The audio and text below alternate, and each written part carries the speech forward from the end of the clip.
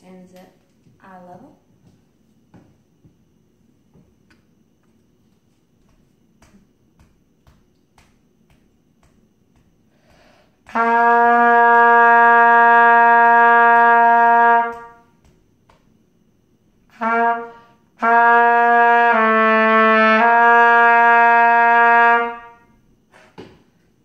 So I think that I had good air support throughout the entirety of it. I got off on my counts a little bit because I wanted to hold for 8 instead of just 4. So I would just make sure that my kids know like how long they're supposed to hold and make sure that they're counting in their rests. And I'm going to play my C major scale for you now. I'm going to make sure that I kick out my 3rd valve slide for my D, like I would tell my students to. So, 1, 2.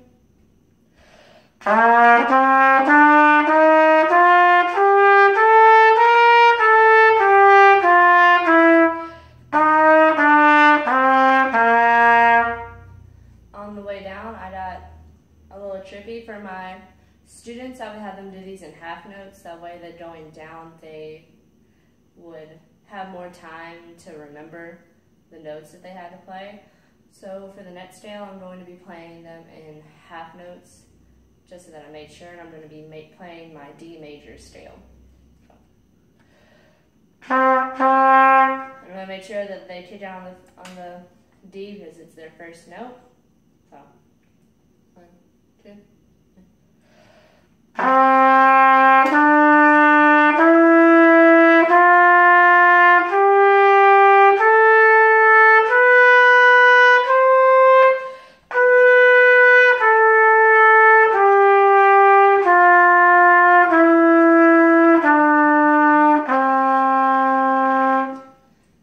Now, if my students weren't able to hit up to that D yet, like I have, then I wouldn't have them on that scale.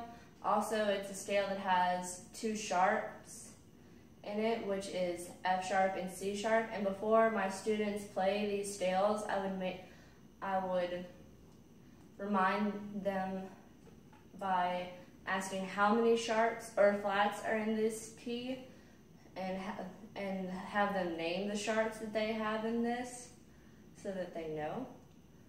But if they weren't able to play up to that D, I wouldn't try and make them. I would just let them know. It's like I would just move on to a different scale so that they would feel more are part of it. Either that, or I would have them just not play the scale, or if they couldn't hit those notes, just play to where they were comfortable and then stop. Just as long as they know how many sharps or flats are in that.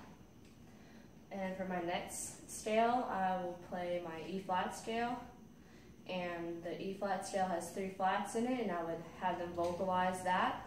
In fact, I would probably have them name out what notes they have and do their fingerings for it. So I would ask them to go E flat, F, G, A flat, B flat, C, D, E flat, and then back down. But I'm going to play it for you now. 1, 2.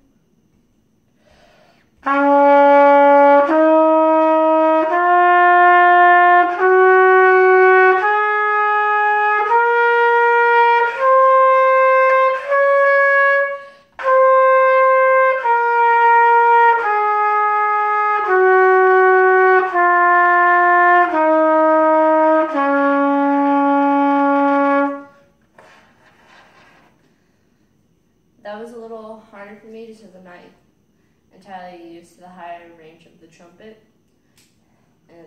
But for this, I felt myself tightening up in the lips and in the neck a little bit. So for any of my students, I would make sure that like their air was the thing supporting them, and also I would not have them put their finger in the ring because I feel like that would make it more of a habit to use the ring, and like it would push into their face when they couldn't hit those high notes. So after I would probably have them just buzz on their lips a little bit, just like some low notes, just to make sure. And Kahlua is right here trying to get cuddles. But I feel like my tone is pretty good, but that's also because I'm used to playing the trumpet.